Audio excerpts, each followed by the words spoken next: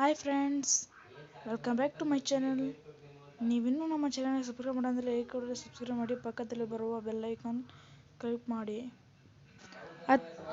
ನಾವು ಇವತ್ತಿನ ತರಗತಿಯಲ್ಲಿ 10ನೇ ತರಗತಿಯ ಇಂಗ್ಲಿಷ್ ಭಾಗದ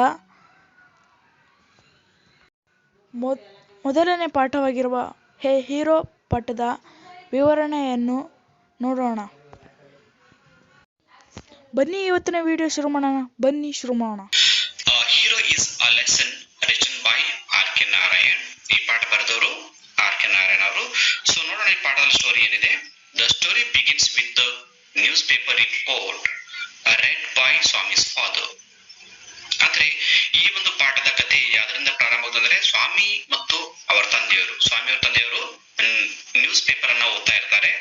ಅವನ ಮಗ ಅಂದ್ರೆ ಫಾದರ್ ಮಗ ಸ್ವಾಮಿ ಏನ್ ಮಾಡ್ತಿರ್ತಾರೆ, ಪತ್ರಿಕೆಯನ್ನ ಓದೋದನ್ನ ಕೇಳ್ತಾ ಕೂತಿರ್ತಾನೆ. What was the news paper report about? So ಅಲ್ಲಿ ಬಂದಂತ ಪತ್ರಿಕೆಯಲ್ಲಿ ಬಂದಂತ ಒಂದು ವರದಿ, ಸುದ್ದಿ ಏನು ಸುದ್ದಿ ಇತ್ತು? About the bravery of a village lead who while returning home by the Jagar path came face to face with a tiger. So ಏನಾಗುತ್ತೆ, ಒಂದ್ ದಿವಸ ಒಬ್ಬ ಹುಡುಗ ಕಾಡಿನ ಒಂದು ದಾರಿ ಮೂಲಕ ಮನೆಗೆ ವಾಪಸ್ ಹೋಗ್ತಿರ್ತಾನೆ. ಅವಾಗ ದಾರಿಯ ಮಧ್ಯದಲ್ಲಿ ಒಂದು ಟೈಗರ್ ಬರುತ್ತೆ. ಸೊ ಆ ಟೈಗರ್ ಆತನಿಗೆ ಏನ್ ಮಾಡ್ತಂದ್ರೆ ಅಟ್ಯಾಕ್ ಮಾಡುತ್ತೆ. ಸೊ ಅಟ್ಯಾಕ್ ಮಾಡಿದ್ಮೇಲೆ ಆ ಹುಡುಗ ಏನ್ ಮಾಡ್ತಂದ್ರೆ ಹಳ್ಳಿ ಒಂದು ಜನರನ್ನು ತಪ್ಪಿಸುವ ಸಲುವಾಗಿ ಗಿಡದ ಮೇಲೆ ಏರಿ ಕೂಡ್ತಾನೆ. ತನ್ನ ಅರ್ಧ ದಿನವನ್ನ ಗಿಡದಲ್ಲಿ ಕಳಿತಾನೆ. ಯಾಕಂದ್ರೆ ವಿಲೇಜರ್ಸ್ ಬಂದು ತನಗೆ ಪ್ರೊಟೆಕ್ಷನ್ ಮಾಡ್ಲಿ ಅಂತ ಆತ ಆ ಹುಲಿದಿಂದ ರಕ್ಷಣೆ ಪಡೆಯುವ ಸಲುವಾಗಿ ಮರವನ್ನು ಏರಿ ಕೂತಿದ್ದು ಸುದ್ದಿ ನ್ಯೂಸ್ ಪೇಪರ್ ದಲ್ಲಿ ಬಂದಿತ್ತು. ಸೊ ನೆಕ್ಸ್ಟ್ ಏನಾಗುತ್ತೆ, the paragraph describe the fight boy hide with the tiger and his flight of the tree where he stayed half a day till some people came that way and killed the tiger. So ಈ ತರ ಹಳ್ಳಿ ಜನ ಬಂದು ಆ ಹುಡುಗನನ್ನ ರಕ್ಷಣೆ ಮಾಡಿದ ಸುದ್ದಿ ಸ್ವಾಮಿಯವರ ತಂದೆಯವರು ಓದ್ತಾ ಹೇಳ್ತಾರೆ. ಸ್ವಾಮಿ ನ್ಯೂಸ್ ಅನ್ನ ಕೇಳ್ತಾನೆ. ಸೊ ಏನಾಗುತ್ತೆ, what do you say to that ಅಂತ ಸ್ವಾಮಿ ತಂದೆಯವರು ಕೇಳ್ತಾರೆ. So here he is Swami's father. ಇಲ್ಲಿ ಹುಡುಗ ಸ್ವಾಮಿ ಕೇಳ್ತಾರೆ, ಈ ನ್ಯೂಸ್ ಬಗ್ಗೆ ನೀನು ಏನ್ ಹೇಳ್ತೀಯಾ ಅಂತ ಅಭಿಪ್ರಾಯ ಕೇಳ್ತಾರೆ. ಅವಾಗ ಸ್ವಾಮಿ ಹೇಳ್ತಾನೆ, I think he must have been a very strong and grown up person, not a boy at all. How could a boy fight with a tiger? So ಅವಾಗ ಸ್ವಾಮಿ ಹೇಳ್ತಾನೆ, ಆ ವೃತ್ತಪತ್ರಿಕೆಯಲ್ಲಿ ಬಂದಂತ ಸುದ್ದಿ ಹುಡುಗ ಚಿಕ್ಕ ಹುಡುಗ ಆಗ್ಲಿಕ್ಕಿಲ್ಲ, ಆತ ಗ್ರೋನ್ ಅಪ್ ಇರಬಹುದು, ಅಂದ್ರೆ ದೊಡ್ಡ ಹುಡುಗ ಆಗಿರಬಹುದು. ಯಾಕಂದ್ರೆ ಚಿಕ್ಕ ಹುಡುಗರು ಟೈಗರ್ ಜೊತೆ ಫೈಟ್ ಮಾಡಲಿಕ್ಕೆ ಹೇಗೆ ಸಾಧ್ಯ ಅಂತ ತನ್ನ ವಾದವನ್ನ ಮಂಡನೆ ಮಾಡ್ತಾನೆ. ಸೊ ನೆಕ್ಸ್ಟ್ ಏನಾಗುತ್ತೆ, ಅವಾಗ ಸ್ವಾಮಿ ಫಾದರ್ ಹೇಳ್ತಾರೆ, courage is everything, strength and age are not important ಅಂತ ಹೇಳ್ತಾರೆ. ಅಂದ್ರೆ ಇಂಥ ಒಂದು ಘಟನೆಯಲ್ಲಿ ನಮ್ಗೆ ಯಾವ್ದು ಮುಖ್ಯ ಅಂದ್ರೆ ಧೈರ್ಯ ಮನೆ ಮುಖ್ಯ, ಮತ್ತು ಶಕ್ತಿ ಆಗ್ಲಿ ಸಾಮರ್ಥ್ಯ ಆಗ್ಲಿ ವಯಸ್ಸಾಗ್ಲಿ ಮುಖ್ಯ ಅಲ್ಲ. ಕರೇಜ್ ಈಸ್ ಎವ್ರಿಥಿಂಗ್ ಅಂತ ಸ್ವಾಮಿ ಫಾದರ್ ಅವರು ಹೇಳ್ತಾರೆ. ಸೊ ಅವಾಗ ಸ್ವಾಮಿ ಹೇಳ್ತಾನೆ, how can it be father? Suppose I have all the courage, what could I do if a tiger should attack me? ಅವಾಗ ಹುಡುಗ ಅಂತಾನೆ, ತಂದೆ ಮಾತನ್ನ ಒಪ್ಕೊಳ್ಳೋದಿಲ್ಲ. ತಂದೆಯವ್ರು ಏನಂತಾರೆ, ಕರೇಜ್ ಈಸ್ ಎವ್ರಿಥಿಂಗ್ ಅಂತ ಹೇಳ್ತಾರೆ. ಧೈರ್ಯನೇ ಅಲ್ಲ, ಶಕ್ತಿ ಸಾಮರ್ಥ್ಯ ವಯಸ್ಸು ಎಲ್ಲ ಮುಖ್ಯ ಅಲ್ಲ ಅಂತ ಅಂದಾಗ ಹುಡುಗ ಮಾತ್ರ ಮಾತನ್ನ ಒಪ್ಕೊಳ್ಳೋದಿಲ್ಲ, ತಳ್ಳಿ ಹಾಕ್ತಾನೆ. ಮತ್ತೆ ಹೇಳ್ತಾನೆ, ಸಪೋಸ್ ನನ್ನ ಹತ್ರ ಒಬ್ಬ ಚಿಕ್ಕ ಹುಡುಗನ ಹತ್ರ ಧೈರ್ಯ ಇದ್ರೆ ಅದ ಟೈಗರ್ ಜೊತೆ ಯಾವ ತರ ಫೈಟ್ ಮಾಡೋಕ್ ಸಾಧ್ಯ? What could I do if a tiger should attack me? ನಾನು ಚಿಕ್ಕ ಹುಡುಗ ಇದ್ದೀನಿ, ನನ್ನ ಮೇಲೆ ಟೈಗರ್ ಅಟ್ಯಾಕ್ ಮಾಡ್ತಾನೆ, ನನ್ನ ಹತ್ರ ಕರೇಜ್ ಇದೆ, ಬಟ್ ಟೈಗರ್ ಅಟ್ಯಾಕ್ ಮಾಡಿದ್ಮ್ಯಾಗ ನಾನು ಚಿಕ್ಕ ಹುಡುಗ ಆ ಟೈಗರ್ ಜೊತೆ ಹೇಗ್ ಫೈಟ್ ಮಾಡೋಕ್ ಸಾಧ್ಯ ಅಂತ ಅಪೋಸ್ ಮಾಡ್ತಾನೆ. ಸೊ ಫಾದರ್ ಹೇಳ್ತಾರೆ, leave alone strength, can you prove you have courage? ಅವಾಗ ತಂದೆ ಹೇಳ್ತಾರೆ, ವಯಸ್ಸು ಬಗ್ಗೆ ಬಿಟ್ಬಿಡಪ್ಪ, ನಿನ್ನ ಹತ್ರ ಧೈರ್ಯ ಅದ ಅಂತ ಹೇಳ್ತಾ ಇದೀಗ, ಆ ಧೈರ್ಯವನ್ನು ಪ್ರೂವ್ ಮಾಡಿ ತೋರಿಸ್ತೇನೆ, ನಿನ್ನ ಹತ್ರ ಧೈರ್ಯ ಅದ ಅನ್ನೋದು ಅಂತ ಕೇಳ್ತಾರೆ. Let me see if you can sleep alone tonight in my office room ಅಂತ. ಅಂದ್ರೆ ಆಫೀಸ್ ರೂಮ್ ಅಲ್ಲಿ ಒಬ್ಬನೇ ಮಲಗುವ ಮೂಲಕ ತನ್ನ ಒಂದು ಧೈರ್ಯವನ್ನ ಪ್ರೂವ್ ಮಾಡೋಂತ ತಂದೆಯವರು ಚಾಲೆಂಜ್ ಇಡ್ತಾರೆ. ಅವಾಗ ಸ್ವಾಮಿ ಹೇಳ್ತಾನೆ, frightful proposition, Swami thought. He had always slept beside his granny in the passage, and any change in his arrangement kept him trembling and awake all night. So ಸ್ವಾಮಿಯವ್ರ ತಂದೆಯವರಿಗೂ ಹೇಳ್ತಾರೆ, ಮಗನಿಗೆ ನಿನ್ನ ಆಫೀಸ್ ರೂಮ್ ಅಲ್ಲಿ ಒಬ್ಬನೇ ಮನ್ಕೋ ಅಂದಾಗ ಸ್ವಾಮಿ ತುಂಬಾನೇ ಭಯ ಆಗುತ್ತೆ. ಸ್ವಾಮಿಯವ್ರ ತಂದೆಯವರು ತೆಗೆದುಕೊಂಡಂತ ನಿರ್ಧಾರ ಅದು ಬಹಳ ಭಯಾನಕ ಅನಿಸುತ್ತೆ. ಯಾಕಂದ್ರೆ ಆತನಿಗೆ ಯಾವಾಗ್ಲೂ ಅಜ್ಜಿಯ ಪಕ್ಕದಲ್ಲಿ ಅಂಗಳಲ್ಲಿ ಹಾಲ್ದಲ್ಲಿ ಮಲ್ಕೋತಿದ್ದ. ಆವತ್ತರ ಮಲ್ಕೊಳ್ಳೋ ಪದ್ಧತಿಯಲ್ಲಿ ಏನಾದ್ರೂ ಬದಲಾವಣೆ ಆದ್ರೆ ಆತನಿಗೆ ರಾತ್ರಿ ಇಡೀ ನಿದ್ದೆ ಆಗ್ತಾ ಇರಲಿಲ್ಲ. ಯಾವಾಗ್ಲೂ ಅಜ್ಜಿಯ ಪಕ್ಕದಲ್ಲಿ ಮಲ್ಕೋತಕ್ಕಂತ ಒಂದು ರೂಢಿ ಸ್ವಾಮಿ ಇತ್ತು. ಸೊ ಏನ್ ಹೇಳ್ತಾನೆ Swami, he hoped at first that father was only joking. ತಂದೆಯವರು ಬರೀ ಜೋಕ್ ಮಾಡ್ತಾ ಇದ್ದಾರೆ, ನನಗೆ ಆಫೀಸ್ ರೂಮ್ ಒಬ್ಬನೇ ನೈಟ್ ಮುಗಿಸೋದಿಲ್ಲ ಅಂತ ಗೆಸ್ ಮಾಡಿದ್ದಾನೆ. ಹಿ ಮಂಬಲ್ಡ್ ವೀಕ್ಲಿ, ಬಹಳ ಸ್ವಲ್ಪ ವೀಕ್ ಧ್ವನಿಯಾದ ಮೆಲ್ಲನೆ ಧ್ವನಿಯಲ್ಲಿ ಹೇಳ್ತಾನೆ, yes I try to change the subject matter. ಅಂದ್ರೆ ಮಲ್ಕೊಳಕ್ ಒಪ್ಕೋತಾನೆ, ಆದ್ರೆ ಆ ಒಂದು ಸಬ್ಜೆಕ್ಟ್ ಮ್ಯಾಟರ್ ನ ಚೇಂಜ್ ಮಾಡೋಕೆ ಟ್ರೈ ಮಾಡ್ತಾನೆ. ಯಾಕಂದ್ರೆ ಆಫೀಸ್ ರೂಮ್ ಅಲ್ಲಿ ಮಲ್ಕೊಳಕ್ಕೆ ಆತನಿಗೆ ತುಂಬಾನೇ ಭಯ ಆಗ್ತಿತ್ತು. ಸೊ ಅದಕ್ಕೆ ಏನ್ ಮಾಡ್ತಾನೆ, ನಾನು ಭಯದಾಗ ಮಾಡಿ ತಪ್ಪಿಸ್ಕೋಬೇಕು ಅಂತ ಕೆಲವೊಂದು ಡಿಸ್ಪರೇಟ್ ಅಟೆಂಪ್ಟ್ಸ್ ಗಳನ್ನ ಸ್ವಾಮಿ ಮಾಡ್ತಾನೆ. ಮತ್ತೆ ಏನ್ ಹೇಳ್ತಾನೆ ಸ್ವಾಮಿ, ಇದನ್ನ ಕೇಳಿದ ನಂತರ ಸ್ವಾಮಿ ಒಂದು ಉತ್ತರವನ್ನು ಕೊಡ್ತಾನೆ, we are buying brand new bats and balls ಅಂತ ಹೇಳ್ತಾನೆ. ಅಂದ್ರೆ ನಮ್ಮ ಎಲ್ಲಾ ಗೆಳೆಯರು ಕೂಡ್ಕೊಂಡು ಒಂದು ಕ್ರಿಕೆಟ್ ಕ್ಲಬ್ ಅನ್ನ ಮಾಡ್ತಾ ಇದ್ದೀವಿ, ನಾವು ಹೊಸ ಬಾಲ್ಸ್ ಮತ್ತು ಬ್ಯಾಟ್ ಗಳನ್ನ ಪರ್ಚೇಸ್ ಮಾಡ್ತಾ ಇದ್ದೀವಿ. ಈ ವಿಷಯನ ನನಗೆ ಹೇಳುವಂತ ನಮ್ಮ ಫ್ರೆಂಡ್ಸ್ ಎಲ್ಲ ಹೇಳಿದ್ದಾರೆ ಅಂತ ತಮ್ಮ ತಂದೆಯವರ ಗಮನವನ್ನ ಈ ಕಡೆಗೆ ಸೆಳೆತಾನೆ. ಅಂದ್ರೆ ಆಫೀಸ್ ರೂಮ್ ನಲ್ಲಿ ಒಯ್ದು ಮಂಗಿಸಬಾರ್ದು ಅನ್ನೋ ಒಂದು ಉದ್ದೇಶದಿಂದ ಸ್ವಾಮಿ ಸಬ್ಜೆಕ್ಟ್ ಮ್ಯಾಟರ್ ಚೇಂಜ್ ಮಾಡೋ ಸಲುವಾಗಿ ಈ ವಿಷಯವನ್ನ ಪ್ರಸ್ತಾಪ ಮಾಡ್ತಾನೆ. ಅವಾಗ ತಂದೆ ಹೇಳ್ತಾರೆ, we will see about that litre. ಅದ್ರ ಬಗ್ಗೆ ನಾವು ಆನಂತರ ನೋಡೋಣ ಬಿಡು, ಈಗ ನೀನು ಮಲಗೋದ್ರ ಬಗ್ಗೆ ಏನಾಯ್ತು ಅಂತ ಮತ್ತೆ ವಿಷಯವನ್ನ ನೆನಪಿಸ್ತಾರೆ. ಅವಾಗ ಸ್ವಾಮಿ ಹೇಳ್ತಾನೆ, from the first of next month I will sleep alone ಅಂತ. ಸೊ ಮತ್ತೊಂದು ಪ್ರಯತ್ನ ಮಾಡ್ತಾನೆ ಸ್ವಾಮಿ, ಏನಂತ, ನಾನು ಮುಂದಿನ ತಿಂಗಳು 1ನೇ ತಾರೀಕಿಗೆ ಮನ್ಕೋತೀನಿ ಅಂತ ಸ್ವಾಮಿ ಹೇಳ್ತಾನೆ. So this is also an attempt to escape from his father's decision. ಅಂದ್ರೆ ತಂದೆಯಿಂದ ತಪ್ಪಿಸಿಕೊಳ್ಳಲು ಸ್ವಾಮಿ ಮಾಡಿದಂತ ಇದೊಂದು 2ನೇ ಪ್ರಯತ್ನ ಅನ್ಬಹುದು. ಏನು, ಮುಂದಿನ ತಿಂಗಳು 1ನೇ ತಾರೀಕಿಗೆ ಮನ್ಕೋತೀನಿ ಅಂತ ಸ್ವಾಮಿ ಹೇಳ್ತಾನೆ. ತಂದೆ ಹೇಳ್ತಾರೆ, no you must do it now, it is disgraceful sleeping beside granny or mother like a baby ಅಂತ ಹೇಳ್ತಾರೆ. ನೋಡು, ನೀನು ಮುಂದಿನ ತಿಂಗಳು 1ನೇ ತಾರೀಕು ಬೇಡ, ಇವತ್ತೇ ಮಲಗಬೇಕು. ಯಾಕಂದ್ರೆ ಈ ತರ ಮಲಗೋದು ನೀನು ಅಜ್ಜಿ ಪಕ್ಕದಲ್ಲಿ ಮತ್ತು ತಾಯಿಯ ಪಕ್ಕದಲ್ಲಿ ಮಗು ತರ ಮಲ್ಕೋದು ಸರಿಯಲ್ಲ. I don't like the way you are being brought up. ನೀನು ಈ ತರ ಬೆಳೆಯೋದು ನನಗೆ ಇಷ್ಟ ಆಗ್ತಿಲ್ಲ, ನೀನೊಬ್ಬ ಧೈರ್ಯವಂತ ಬಾಲಕ ಆಗ್ಬೇಕು ಅಂತ ತಂದೆಯವರು ಇವತ್ತೇ ಮನ್ಕೋಬೇಕಂತ ಒತ್ತಾಯ ಮಾಡ್ತಾರೆ. ಸೊ ಸ್ವಾಮಿಗೆ ತುಂಬಾನೇ ಭಯ ಆಗುತ್ತೆ, ಏನ್ ಮಾಡ್ಬೇಕು ಅಂತ ಗೊತ್ತಾಗ್ತಾ ಇಲ್ಲ. ಆಫೀಸ್ ರೂಮ್ ಅಲ್ಲಿ ಒಂದು ರಾತ್ರಿ ಒಬ್ಬನೇ ಮನ್ಕೋಬೇಕಂದ್ರೆ ಹ್ಯಾಗ್ ಮಾಡ್ಬೇಕು, ಆತನಿಗೆ ಭಯಗಳು ಕಾಡ್ತಾ ಇರುತ್ತೆ. ಸೊ ನೆಕ್ಸ್ಟ್ ಏನಾಗುತ್ತೆ, Swami's father sat gloomily gazing at the newspaper on his lap. Swami rose silently and tiptoed to his bed in the passage. Granny was sitting up in her bed and said, so ಸ್ವಾಮಿಯವ್ರ ತಂದೆಯವರು ಪತ್ರಿಕೆ ಓದ್ತಾ ಅದರಲ್ಲಿ ಆಳವಾಗಿ ಮಗ್ನವಾದಾಗ ಸ್ವಾಮಿ ಏನ್ ಮಾಡ್ತಾರೆ, ಅಲ್ಲಿಂದ ಸಾವಧಾನವಾಗಿ sound ಮಾಡಲಾರ್ದೆ ಅಲ್ಲಿಂದ ಎದ್ದು ಹೋಗಿ ಮಲ್ಕೋತಾನೆ. ಮಲ್ಕೊಂಡಾಗ ಅಜ್ಜಿ ಕೇಳ್ತಾಳೆ, ಸ್ವಾಮಿಗೆ ಒಂದು ಮಾತನ್ನ ಹೇಳ್ತಾಳೆ. ಏನ್ ಹೇಳ್ತಾಳೆ, boy, are you already feeling sleepy? Don't you want to hear a story? ಮಗು, ನಿನ್ನ ಆಗ್ಲೇ ಈ ಮಲಗಿದೇನು, ನಿದ್ದೆ ಬರ್ತಾ ಇದ್ದೇನಾ, ನಿನ್ ಕತೆ ಕೇಳಲೇನು ಅಂತ ಅಜ್ಜಿ ಹೇಳ್ತಾಳೆ. ಅಂದ್ರೆ ಸ್ವಾಮಿ ಡೈಲಿ ರಾತ್ರಿ ಮಲ್ಕೋಕ್ಕಿಂತ ಮುಂಚೆ ಅಜ್ಜಿ ಹೇಳಿದ ಕತೆಗಳನ್ನ ಕೇಳ್ತಾ ಮಲಗೋ ಒಂದು ಹವ್ಯಾಸ ಇತ್ತು. ಅದಕ್ಕೆ ಅಜ್ಜಿ ಕೇಳ್ತಾಳೆ, ಕತೆ ಕೇಳಲೇನು ಅಂತ ಕೇಳ್ತಾಳೆ. ಅವಾಗ ಸ್ವಾಮಿ ಹೇಳ್ತಾನೆ, Swami made wild gesticulations to silence his granny, so he threw himself on his bed and pulled the blanket over his face. ಸ್ವಾಮಿ ಏನ್ ಮಾಡ್ತಾನೆ ಅಂದ್ರೆ ವೈಲ್ಡ್ ಗೆಸ್ಟಿಲೇಷನ್ ಅಂದ್ರೆ ಒಂದು ಆಂಗಿಕ ಭಾಷೆ, ಬಾಡಿ ಲ್ಯಾಂಗ್ವೇಜ್ ಮೂಲಕ ಹೇಳ್ತಾನೆ, ಅಜ್ಜಿ ಸುಮ್ನೆ ಕೂಡು ಅಂತ. ಮತ್ತು ತನ್ನ ಬ್ಲಾಂಕೆಟ್ ಅನ್ನ ಮುಗು ತುಂಬಾ ಹಚ್ಕೊಂಡು ಮಲಗ್ತಾನೆ. ಅವಾಗ ಅಜ್ಜಿ ಮತ್ತೆ ಕೇಳ್ತಾಳೆ, ಡೋಂಟ್ ಕವರ್ ಯುವರ್ ಫೇಸ್, ನಿನ್ ಮುಖ ಮುಚ್ಕೋಬೇಡ. Are you really very sleepy?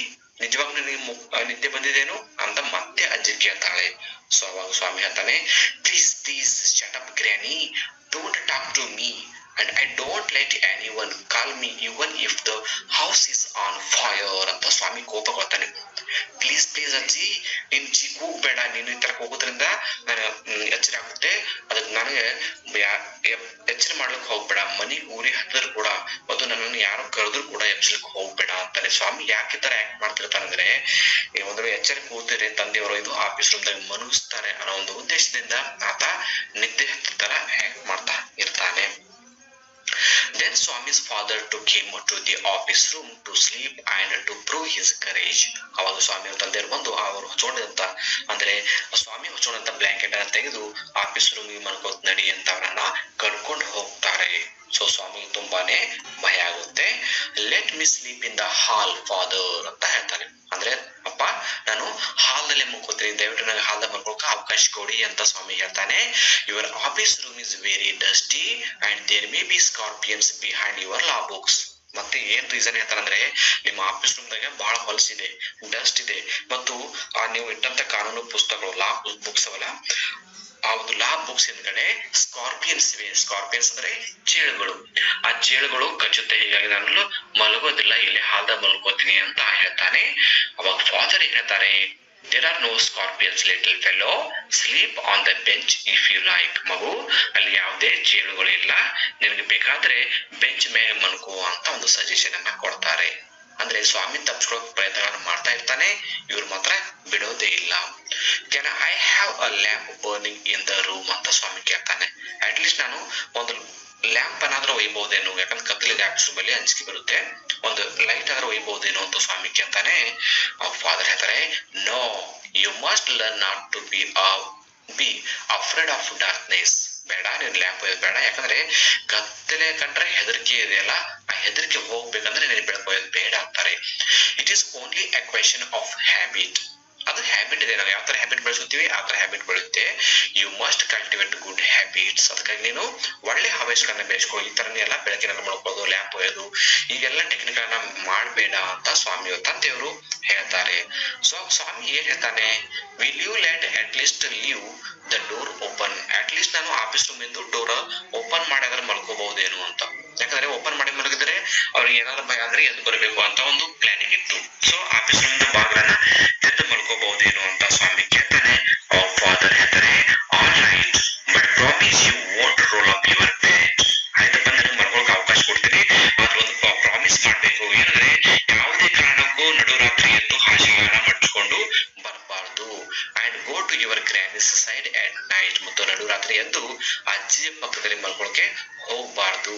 If you do it I will make you the laughing stock of your school. ಒಂದ್ ವೇಳೆ ನೀನ್ ಆತರ ಮಾಡಿದ್ರೆ ನಿಮ್ಮ ಶಾಲೆಯಲ್ಲಿ ಬಂದು ನಿಮ್ಮೆಲ್ಲ ಗೆಳೆಯರು ಹೇಳಿ ನಿನ್ನ ಅಪ್ಪ ಹಾಸ್ಯಕ್ಕೆ ಮಾಡ್ತೀನಿ ಅಂತ ಸ್ವಾಮಿಯವರು ಎಚ್ಚರಿಕೆ ಕೊಟ್ಟು ಒಂದು ಕಂಡೀಷನ್ ಅನ್ನ ಇಟ್ಟು ಅವನಿಗೆ ಆಫೀಸ್ ರೂಮ್ ನ ಬಾಗಿಲನ್ನ ತೆರೆದು ಮಲ್ಕೊಳ್ಳೋಕೆ ಅವಕಾಶ ಕೊಡ್ತಾರೆ. ಸೊ ಈಗ ಸ್ವಾಮಿ ಆಫೀಸ್ ರೂಮ್ಗೆ ಮಲ್ಕೋಕ್ ಹೋಗ್ತಾನೆ. Swami felt cut off from humanity. Swami ತುಂಬಾನೇ ಒಂದು ಭಯ ಆಗುತ್ತೆ. He was pained and angry. ಅವನಿಗೆ ತುಂಬಾನೇ ನೋವಾಗುತ್ತೆ, ತುಂಬಾ ಸಿಟ್ಟು ಬರುತ್ತೆ ತಂದೆಯವರ ನಿರ್ಧಾರ ಕಂಡು. he did not like the strain of cruelty he saw in his father's nature. ಅವರ ತಂದೆಯವರ ಒಂದು ಸ್ವಭಾವದಲ್ಲಿರ್ತಕ್ಕಂಥ ಒಂದು ಕಠಿಣತೆ, ಒಂದು ಕ್ರೂರತೆ ಆತನಿಗೆ ಇಷ್ಟ ಆಗ್ಲಿಲ್ಲ. ನಾನು ಚಿಕ್ಕ ಬಾಲಕ ಇದ್ರು ಕೂಡ ನನ್ನ ಆಫೀಸ್ದಾಗ ಮಲಗಿಸ್ಲಿಕ್ಕೆ ಒತ್ತಾಯ ಮಾಡೋದು ಅವನಿಗೆ ಇಷ್ಟ ಆಗ್ಲಿಲ್ಲ. he hated the newspaper for printing the tigers story. ಅಷ್ಟೇ ಸ್ವಾಮಿಗೆ ಆ ಪತ್ರಿಕೆಯವ್ರ ಮೇಲೆ ಕೂಡ ಕೋಪ ಬರುತ್ತೆ. ಯಾಕಂದ್ರೆ ಆ ಪತ್ರಿಕೆಯವರು ನ್ಯೂಸ್ ಹಾಕಿದ ಸಲುವಾಗಿ ನನಗೆ ಇವತ್ತು ಏನ್ ಟೈಮ್ ಬಂದಿದೆ, ಒಂದ್ ವೇಳೆ ಪತ್ರಿಕೆಯ ನ್ಯೂಸ್ ಬರ್ತಾ ಇರ್ಲಿಲ್ಲ ಅಂದ್ರೆ ನನಗೆ ಈ ತರ ಪ್ರಾಬ್ಲಮ್ ಬರ್ತಾ ಇರ್ಲಿಲ್ಲ ಅಂತ ಪತ್ರಿಕೆ ಮೇಲೆ ಕೂಡ ಆತ ಕೋಪ ಮಾಡ್ಕೊತಾನೆ. As the night advanced and the silence in the house deepened, his heart beat faster. ಸ್ವಾಮಿ ಆಫೀಸಲ್ಲಿ ಹೋಗಿ ಮಲ್ಕೋತಾನೆ. ರಾತ್ರಿ ಆದಂತೆ ತುಂಬಾ ನಿಶಬ್ದತೆ ಆಗುತ್ತೆ. ತುಂಬಾ ನಿಶಬ್ದತೆ ಆದಾಗ ಆತನಿಗೆ ಎದೆ ಬಿಡ್ತ ಜಾಸ್ತಿ ಆಗುತ್ತೆ, ಭಯ ಆಗುತ್ತೆ. He remembered all the stories of devils and ghosts he had heard in his life. ರಾತ್ರಿ ಮಲಗಿದಾಗ ಆತನಿಗೆ ತನ್ನ ಜೀವನದಲ್ಲಿ ಕೇಳಿದಂತ ಎಲ್ಲಾ ದೆವ್ವಗಳ, ಭೂತಗಳ ಕಥೆಗಳು ಒಂದೊಂದಾಗಿ ನೆನಪುಕೊಳ್ಳಕ್ಕೆ ಸ್ಟಾರ್ಟ್ ಆಗುತ್ತೆ. ನಾವು ಯಾವಾಗಲೂ ಒಬ್ಬರೇ ರಾತ್ರಿ ಮಲಗಿದಾಗ ಈ ತರ ಆಗೋದು ಕೂಡ ಸಹಜ ಅಲ್ವಾ? ಅದೇ ತರ ಸ್ವಾಮಿ ಕೂಡ ಆಗ್ತಾ ಇತ್ತು. Swami remembered stories of devils and ghosts he had heard in his life. ಆತನ ಜೀವನದಲ್ಲಿ ಕೇಳಿದಂತ ದೇವಿನ ಕಥೆಗಳು ನೆನಪರುತ್ತೆ. ಆತನ ನೆನಪಿಸಿಕೊಂಡಂತ ದೇವಿನ ಕಥೆಗಳು ಯಾವುವು ಅಂದ್ರೆ, ಮೊದಲನೇದಾಗಿ his close friend Mani had seen the devil in the banyan tree at his street. ಅಂದ್ರೆ ಈ ಸ್ವಾಮಿಯ ಒಬ್ಬ ಗೆಳೆಯ ಮಣಿ ಅಂತ ಒಬ್ಬ ಗೆಳೆಯದ ಕ್ಲೋಸ್ ಫ್ರೆಂಡ್. ಆ ಕ್ಲೋಸ್ ಫ್ರೆಂಡ್ ಏನ್ ಮಾಡ್ತಂದ್ರೆ ಆ ಏರಿಯಾಗಿರ್ತಕ್ಕಂತ ಒಂದು ಗಿಡದಲ್ಲಿ, ಅಂದ್ರೆ ಬನ್ಯಾನ್ ಟ್ರೀ ಅಂದ್ರೇನು, ಆಲದ ಮರದಲ್ಲಿ ಒಂದು ದೆವ್ವನ್ನ ಕಂಡಿರ್ತಾನೆ. ಅದನ್ನ ಇವರೆಲ್ಲಾ ಫ್ರೆಂಡ್ಸ್ ಎಲ್ಲ ಡಿಸ್ಕಸ್ ಮಾಡೋ ಟೈಮ್ ಅಲ್ಲಿ ಸ್ವಾಮಿ ಕೂಡ ಆ ಕಥೆಯನ್ನ ಕೇಳ್ತಾನೆ. ಹೀಗಾಗಿ ಆ ಒಂದು ಕಥೆ ಕೂಡ ಆತನಿಗೆ ನೆನಪಿನಲ್ಲಿ ಬರುತ್ತೆ. ಅಂಡ್ ಸೆಕೆಂಡ್ ಒನ್, ಮುನಿಸ್ವಾಮಿ's father who spat out blood because the devil near the river's edge slapped his cheek when he was returning home late one night. ಒಂದ್ ದಿವಸ ಏನಾಗುತ್ತೆ ಅಂದ್ರೆ ಸ್ವಾಮಿ ಫ್ರೆಂಡ್ ಯಾರು ಮುನಿಸ್ವಾಮಿ, ಆ ಮುನಿಸ್ವಾಮಿ ತಂದೆಯವರು ತನ್ನ ಡ್ಯೂಟಿಯನ್ನ ಮುಗಿಸ್ಕೊಂಡು ಆ ನದಿಯ ದಡದಲ್ಲಿ ಕಾಡಿನ ಮೂಲಕ ಮನೆಗೆ ಹೋಗ್ತಿರ್ಬೇಕಾದ್ರೆ ರಾತ್ರಿ ಏನಾಗ್ತದೆ, ಒಂದು ದೆವ್ವ ಬಂದು ಆತರ ಕಪಾಳ ಮೇಲೆ ಹೊಡೆದು ರಕ್ತಕಾರಿ ಸತ್ತು ಹೋಗಿರ್ತಾರೆ. ಹೀಗಾಗಿ ಈ ಒಂದು ಡೇವಿಡ್ ಸ್ಟೋರಿ ಕೂಡ ಸ್ವಾಮಿಗೆ ನೆನಪಾಗುತ್ತೆ. ಮೊದಲನೇ ಸ್ಟೋರಿ ಯಾವುದು? ಮಣಿ. ಆಮೇಲೆ ಎರಡನೇ ಸ್ಟೋರಿ ಯಾರ್ದು? ಮುನಿಸ್ವಾಮಿದು. ಈ ಎರಡು ಸ್ಟೋರಿಗಳು ಕೂಡ ಆತನಿಗೆ ನೆನಪು ಬರುತ್ತೆ. And third one, his old friend in the 4th class who suddenly disappeared and was said to have been carried off by a ghost to Siam and Nepal. ಮತ್ತೆ ಒಂದು ಸ್ಟೋರಿ ಕೂಡ ನೆನಪು ಬರುತ್ತೆ. ಏನಂದ್ರೆ ಒಂದ್ ದಿವಸ ಏನಾಗುತ್ತೆ ಅಂದ್ರೆ 4th ಸ್ಟ್ಯಾಂಡರ್ಡ್ ಸ್ಟೂಡೆಂಟ್, 4ನೇ ತರಗತಿ ವಿದ್ಯಾರ್ಥಿ ಏನ್ಮಾಡ್ತಾನೆ, ಕಣ್ಮರೆ ಆಗಿರ್ತಾನೆ. ಆತನ ಬಗ್ಗೆ ಏನ್ ಸುದ್ದಿ ಅಂದಿರುತ್ತೆ ಅಂದ್ರೆ ದೆವ್ವ ಆತನನ್ನ ಕಿಡ್ನಾಪ್ ಮಾಡ್ಕೊಂಡು, ಭೂತ ಆತನನ್ನ ಕಿಡ್ನಾಪ್ ಮಾಡ್ಕೊಂಡು ಸಿಯಾಮ್ ಮತ್ತು ನೇಪಾಳಿಗೆ ಒಯ್ದಿದೆ ಅಂತ ಒಂದು ಕತೆ. ಈ ಎಲ್ಲಾ ಡೇವಿಡ್ ಸ್ಟೋರಿಗಳು ಆತನಿಗೆ ಒಂದರ ನಂತರ ಒಂದು ನೆನಪಿನಲ್ಲಿ ಬರ್ಲಿಕ್ಕೆ ಪ್ರಾರಂಭ ಆಗುತ್ತೆ. ಸೊ ನೆಕ್ಸ್ಟ್ ಏನಾಗುತ್ತೆ, as the night advanced he heard some noises. ರಾತ್ರಿ ಆದಂತೆ ಕೆಲವೊಂದು ಶಬ್ದಗಳು ಆತನ ಕಿವಿಗೆ ಬೀಳುತ್ತೆ. ಸಹಜವಾಗಿ ರಾತ್ರಿ ಆದಾಗ ಕೆಲವೊಂದು ಕೀಟಗಳ ಸದ್ದು, ಬೇರೆ ಬೇರೆ ಸದ್ದುಗಳು ಕೇಳಿಸ್ತಿರುತ್ತೆ. ಯಾಕಂದ್ರೆ ರಾತ್ರಿ ತುಂಬಾನೇ ಸೈಲೆಂಟ್ ಆಗಿರುತ್ತೆ ಅಲ್ವಾ. ಆ ಸೈಲೆಂಟ್ ರಾತ್ರಿಯಲ್ಲಿ ಏನಾಗುತ್ತೆ, ಕೆಲವೊಂದು ಶಬ್ದಗಳು ಈಸಿಯಾಗಿ ಕೇಳಿಸುತ್ತೆ. ಸೊ ಸ್ವಾಮಿ ಆಫೀಸ್ ರೂಮ್ ಅಲ್ಲಿ ಮಲಗಿದ್ದಾಗ ಯಾವ ಶಬ್ದಗಳು ಕೇಳಿಸಿದ ಅನ್ನೋದು ನೋಡೋಣ. First, the ticking of the clock, ಅಂದ್ರೆ ಗಡಿಯಾರದ ಟಿಕ್ ಟಿಕ್ ಸದ್ದು ಅದರಿಗೆ ಕೇಳಬರುತ್ತೆ. ಯಾಕಂದ್ರೆ ರಾತ್ರಿ ಸೈಲೆಂಟ್ ಇದ್ದಾಗ ಏನಾಗುತ್ತೆ, ಸಹಜವಾಗಿ ಗಡಿಯಾರ ಮುಳ್ಳುಗಳ ಒಂದು ಶಬ್ದ ಕೂಡ ನಾವು ಕೇಳ್ತೀವಿ. ಆ ಸೌಂಡ್ ಸ್ವಾಮಿಯನ್ನ ಕೇಳಬಂತು.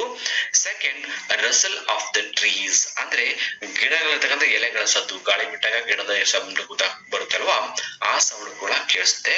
Third, ಸ್ನೂರಿಂಗ್ sound. ಸ್ನೂರಿಂಗ್ ಅಂದ್ರೆ ಗೊರಕೆ ಸದ್ದು ಕೂಡ ಕೇಳಿಸುತ್ತೆ. ಅಕ್ಕಪಕ್ಕದಲ್ಲಿ ಎಲ್ಲ ಮನೆಯವರು ಮಲಗಿರ್ತಾರೆ. ಸೊ ಹೀಗಾಗಿ ಆ ಗೊರಕೆ ಶಬ್ದ ಕೂಡ ಆತನಿಗೆ ರಾತ್ರಿ ಕೇಳುತ್ತೆ.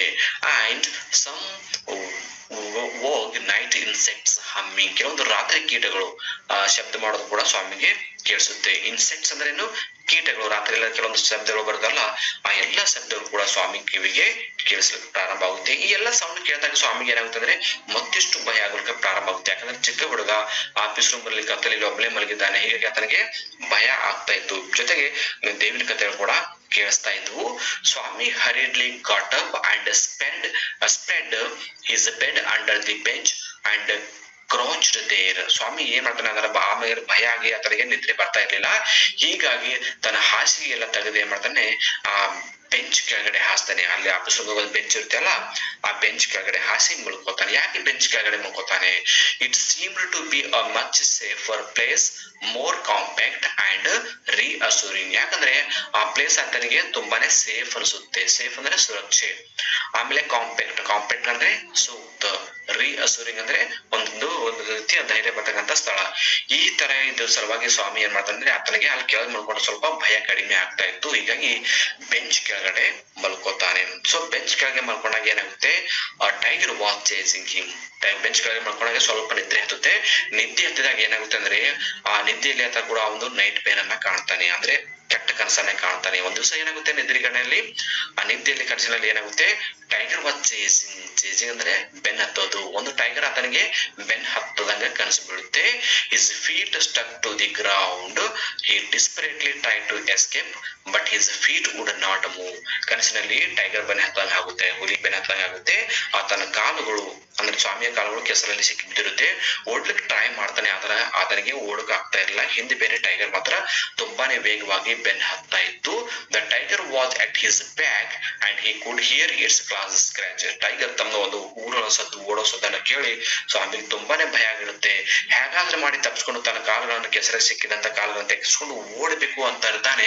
ಆದ್ರೆ ಕಾಲುಗಳು ಮಾತ್ರ ಕೆಸರಲ್ಲಿ ಸಿಕ್ಕಿ ಬಿದ್ದು ತುಂಬಾನೇ ಭಯ ಆಗಿ ಸ್ವಾಮಿಗೆ ಸಡನ್ಲಿ ಏನಾಗುತ್ತೆ, ಎಚ್ಚರ ಆಗುತ್ತೆ. ಕತ್ತರಿಸೋದ್ಮೇಲೆ ರೂಮ್ ತುಂಬೆಲ್ಲ ತುಂಬಾನೇ ಕತ್ತಲೆ ಆಗಿರುತ್ತೆ.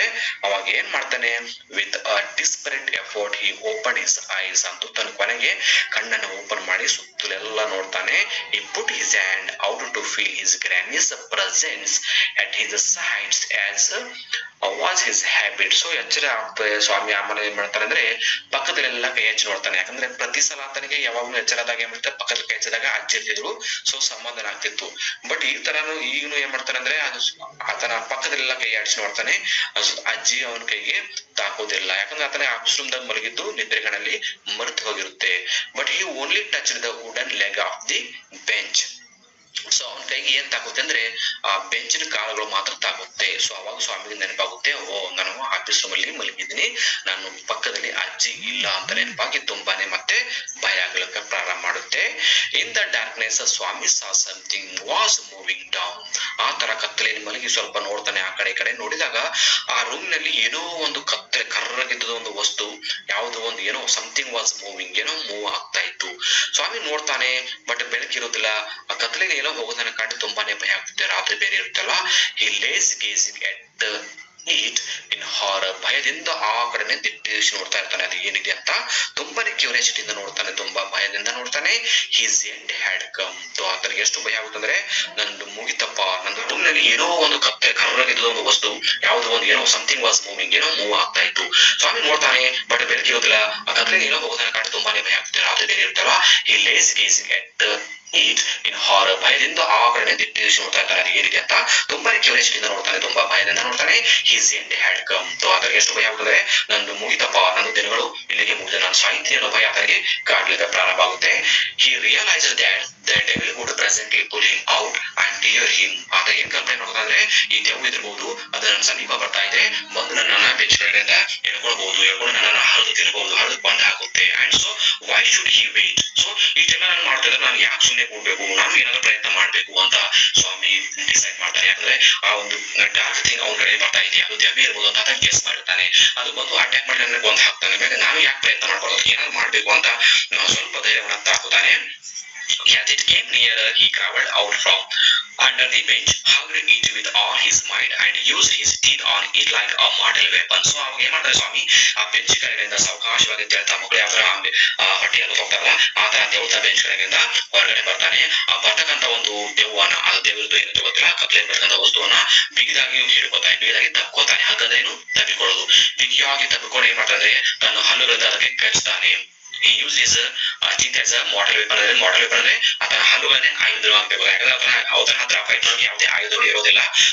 ಬರ್ತಕ್ಕಂತ ಒಂದು ದೆವ್ವನ್ನ ಕ್ಯಾಚ್ ಮಾಡಿ ಬಿಗಿಯಾಗಿ ಹಾಕೊಂಡು ಕಚ್ತಾನೆ. ಸೊ ಕಚ್ಚಾಗ ಏನಾಗುತ್ತೆ, ಅಯ್ಯೋ something has bitten me cried the burglar, went forth an agonized thundering cry and was followed by a heavy trembling and falling amidst furniture. So ಅವಾಗ ಆ ಕಚ್ಚಿದಾಗ ಯಾರೋ ಕೂಗ್ತಾರೆ, ಅಯ್ಯೋ ಸಮಥಿಂಗ್ ಹ್ಯಾಸ್ ಬಿಟನ್ ಮೀ ಅಂತ, ಅಯ್ಯೋ ನನ್ನ ಯಾರೋ ಕಚ್ಚಿದ್ರು ಅಂತ ಕೂಗ್ತಾರೆ.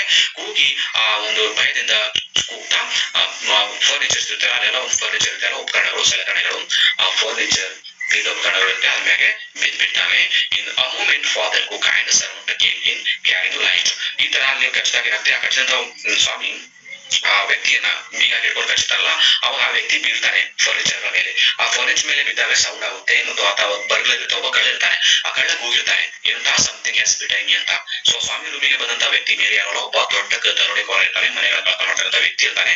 ಸ್ವಾಮಿ ಅವನನ್ನೇ ಕಚ್ಚಿರ್ತಾನೆ, ದೇವನು ತಗೊಂಡ ಕಚ್ಚಿರ್ತಾನೆ. ಹೀಗಾಗಿ ಆ ಒಂದು ಬರ್ಗ್ಲರ್ ಏನ್ ಮಾಡ್ತಾನೆ ಅಂದ್ರೆ, ಆ ಫರ್ನಿಚರ್ ಮೇಲೆ ಬಿದ್ದಾಗ ಕೂಗಿದಾಗ ಸೌಂಡ್ ಆಗುತ್ತೆ. ಹೀಗಾಗಿ ಆ ಮನೆ ಇರ್ತಕ್ಕಂಥ ಸ್ವಾಮಿ ಫಾದರ್ ಕುಕ್ ಮತ್ತು ಸರ್ವೆಂಟ್, ಅಡಿಗೆ ಕುಕ್ ಅಂದ್ರೆ ಯಾರು, ಅಡಿಗೆ ಮಾಡೋರು, ಮತ್ತು ಸರ್ವೆಂಟ್ ಅಂದ್ರೆ ಆಮೇಲೆ ಕೆಲಸ ಮಾಡ್ತಕ್ಕಂಥ ಸೇವಕ ಎಲ್ಲ ನೋಡ್ಬೋದು ಒಂದು ಲೈಟ್ ಅಲ್ಲಿ ತಿಳ್ಕೊಂಡು ಆಫೀಸ್ ರೂಮಿಗೆ ಬರ್ತಾರೆ.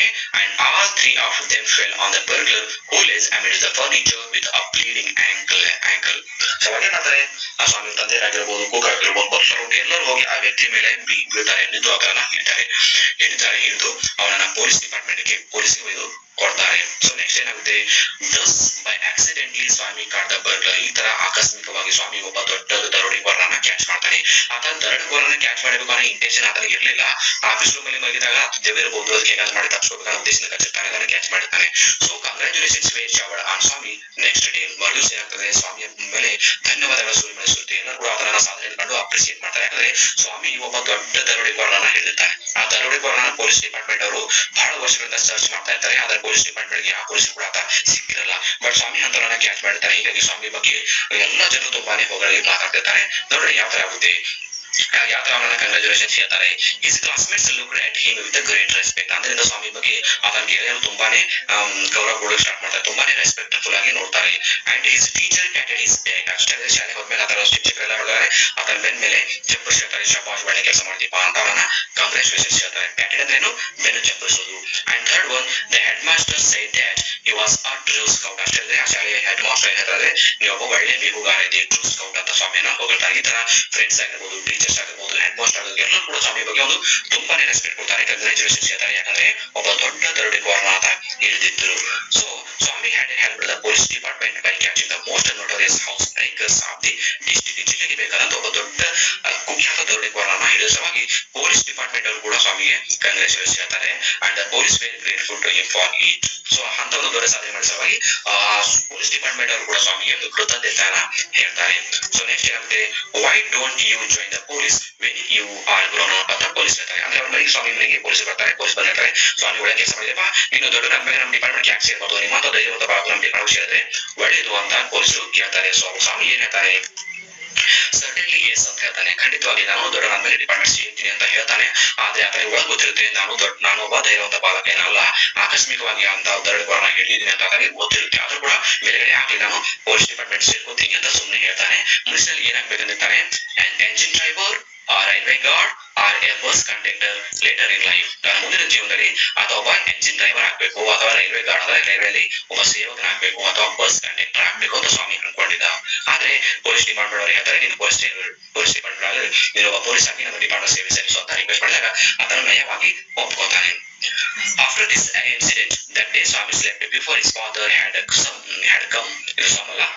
His father thought that the boy became clever. So ಆ ದಿವಸ ರಾತ್ರಿ ಏನಾಗ್ತಂದ್ರೆ ಸ್ವಾಮಿ ಬೇಗನೆ ಮಲಗಿರ್ತಾನೆ. ಯಾಕಂದ್ರೆ ಮತ್ತೆ ತಮ್ಮ ತಂದೆ ಬಂದು ಆತನ ಆಫೀಸ್ ನಲ್ಲಿ ಮುಗಿಸಬಹುದು ಅನ್ನೋ ಉದ್ದೇಶದಿಂದ ಬೇಗ ಮಲಗಿರ್ತಾನೆ. ಸ್ವಾಮಿ ಫಾದರ್ ಮನೆಗೆ ಆಫೀಸ್ ಮುಗಿಸೋ ರಾತ್ರಿ ಮನೆಗೆ ಬಂದ ಮನೆಗೆ ಕೇಳ್ತಾನೆ, ಅಜ್ಜಿ ಕೇಳ್ತಾನೆ ಸ್ವಾಮಿ ಏನು ಮಲಗಿದ್ದಾರೆ ಅಂತ. ಅವಾಗ ಅಜ್ಜಿ ಆಗಿರ್ಬೋದು, ಮಗ ಸ್ವಾಮಿ ಮದುವೆ ಆಗಿರ್ಬೋದು ಹೇಳ್ತಾರೆ, ಅವರು ರಾತ್ರಿ ಬೆಳಗ್ಗೆ ನಿದ್ದೆ ಮಾಡಿಲ್ಲ, ಆತನ ಪ್ರಾಣವನ್ನು ಒತ್ತೆ ಇಂಥ ಕೆಲಸವನ್ನ ಮಾಡ್ಲಿಕ್ಕೆ ಹೋಗ್ಬಾರ್ದು, ಅವರನ್ನ ಆಫೀಸ್ ಮಾಡಿಸೋದಂತ ಪ್ರಯತ್ನ ಮತ್ತೆ ಮಾಡಬೇಡಿ ಅಂತ ಅವರನ್ನ ರಿಕ್ವೆಸ್ಟ್ ಮಾಡ್ಕೊತಾರೆ. ಅವಾಗ ಸ್ವಾಮಿ ಬೇಗ ಮಲಗಿದ ಕಾರಣ ಸ್ವಾಮಿ ಫಾದರ್ ಹೇಳ್ತಾರೆ, ಹುಡುಗ ಹುಷಾರಾಗಿದ್ದಾನೆ, ಬಿಗ್ ಬಾಯ್ ಬಿಕೇಮ್ ಕ್ಲೇವರ್ ಅಂತ